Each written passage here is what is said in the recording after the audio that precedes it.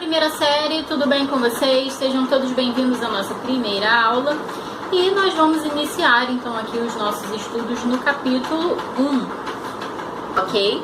Então vamos abrir por gentileza a apostila de vocês na página 2, tá? Bem, aqui na página 2 a gente inicia os nossos estudos com algumas reflexões sobre linguagem, língua, né? Linguagem é entendida aí como toda forma de comunicação, tá? Inclusive, né, os demais animais, né, eles se comunicam também, eles têm, né, uma linguagem muitas vezes corporal, né, eles contam ali com alguns códigos, alguns sinais, né, alguns animais como as abelhas, por exemplo, se comunicam através, né, da expressão ali, né, uma espécie de dança, né, as pessoas dizem, né, dança das abelhas, né, então elas conseguem se comunicar, tá? No entanto, a linguagem desses animais, né, ela está mais ligada ali às necessidades, né, cotidianas, né, ao instinto de sobrevivência, tá?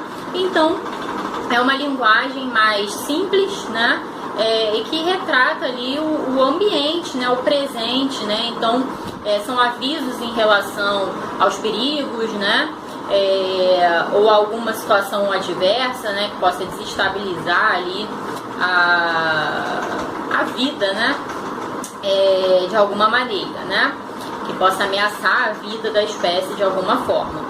Já nós, os seres humanos, né, desenvolvemos a habilidade, a capacidade de nos comunicarmos através da língua, né? Então nós temos aqui, né, já uma disposição inata, biológica, genética, né, que nos favorece, né, que favoreceu o desenvolvimento da língua, né? Então, né, nós temos aqui o nosso aparelho fonador, as cordas vocais, né?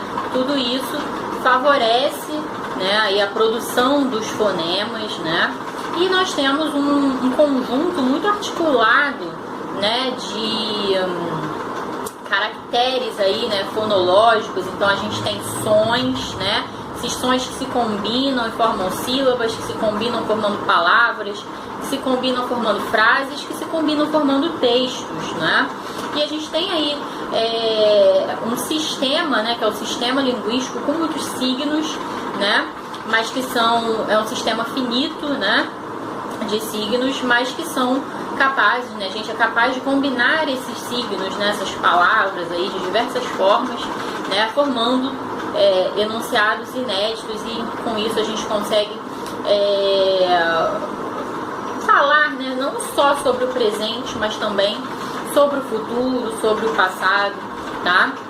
Então é dessa forma que ocorre a comunicação humana, né, através da língua, né, de um sistema ali que conta com um conjunto de letras para escrita, um conjunto de fonemas, né, então dentro desse conjunto finito a gente pode fazer inúmeras combinações. Bem, aqui na página 2 nós estudamos também as funções da linguagem e vimos que cada uma das funções focaliza um dos elementos da comunicação. Então a gente tem aqui a função referencial, cujo foco é o referente, né? Então geralmente é aquela linguagem denotativa, informativa, né? Aquela que a gente encontra, por exemplo, nos jornais, tá? Vimos aqui a função conativa ou apelativa, né, que foca o receptor, né? Então é a linguagem das propagandas, por exemplo, aquela que vai usar a segunda pessoa, né, o tu, tá?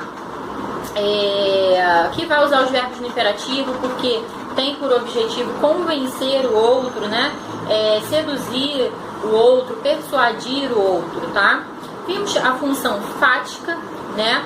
A função fática é aquela que focaliza o canal, então tem por objetivo um teste de canal. Quando a gente pega o celular, por exemplo, e diz: alô, ei, tá me ouvindo? Você está testando o canal, então a gente tem aqui função fática. Nós vimos também a função metalinguística, né, que é aquela que focaliza, né, o próprio código, tá? Então, por exemplo, é a linguagem dos dicionários, é a linguagem... Por que no dicionário, né? Por que num verbete de dicionário? Você está usando a língua portuguesa para explicar a língua portuguesa. é a linguagem das gramáticas, né? Você utiliza a língua portuguesa para explicar, né, os fenômenos, né, da própria língua. Então aqui a gente tem a função metalinguística, tá? A função poética, né, que é aquela cujo foco é a mensagem, tá? Então aqui geralmente a gente tem o que? O uso da linguagem conotativa, o uso de uma linguagem expressiva, tá? Então a gente tem esse trabalho aí com a mensagem, né?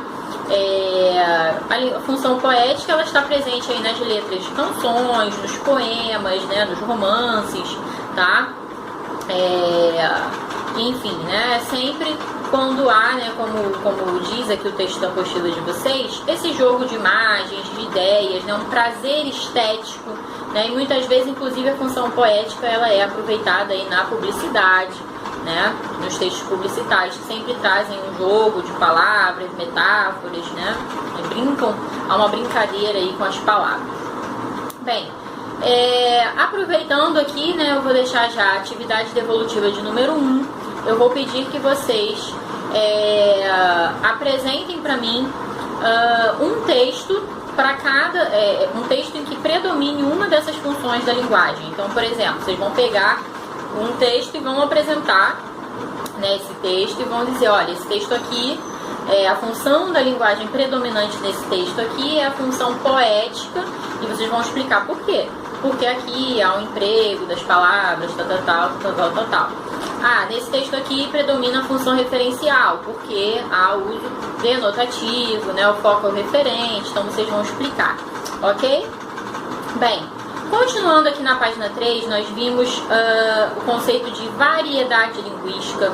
Nós vimos que há uma norma padrão aí que foi considerada, que foi eleita como uma norma de prestígio, né? Os falantes cultos, escolarizados, eles estão mais próximos da norma padrão, né, do que aqueles falantes com um grau menor de escolarização. Então, por isso, essa norma é uma norma de prestígio, e é por isso que nós estudamos a língua portuguesa na escola durante tanto tempo, para que a gente consiga, pelo menos nos textos escritos, em situações de formalidade, né, para que nós consigamos nos expressar, né, dentro dessa norma aí, que é considerada uma norma de prestígio. E nós vimos que há também aí diferentes registros. Então a gente tem um registro formal, a gente vai reservar para essas situações de entrevista de emprego, palestras, né, situações mais formais, e um registro informal da linguagem, que é aquele que a gente utiliza na nossa casa, com os nossos amigos. É uma linguagem mais despreocupada, que pode conter gírias, por exemplo, né? Continuando, né? Na página 7, nós temos aqui o conteúdo relacionado à produção textual, em que nós estudamos, né, a linguagem verbal e a linguagem não verbal. Então, a linguagem verbal é aquela que utiliza as palavras, né? E a linguagem não verbal é aquela que utiliza sons, imagens, cores. Semáforo é um exemplo de linguagem não verbal, né? Você tem cores que são associadas a mensagens, né? De pare, siga, né? E atenção, tá? E nós temos a linguagem mista, né? Que é aquela que mistura a linguagem verbal e a linguagem não verbal. E aí, como atividade devolutiva de número 2, eu vou pedir para vocês pesquisarem aí na internet e selecionarem 2 exemplos aí de textos que trabalham com a linguagem mista, tá bom? Então é isso, gente. Vamos ficar por aqui. Um beijo enorme para vocês e até a próxima aula. Tchau!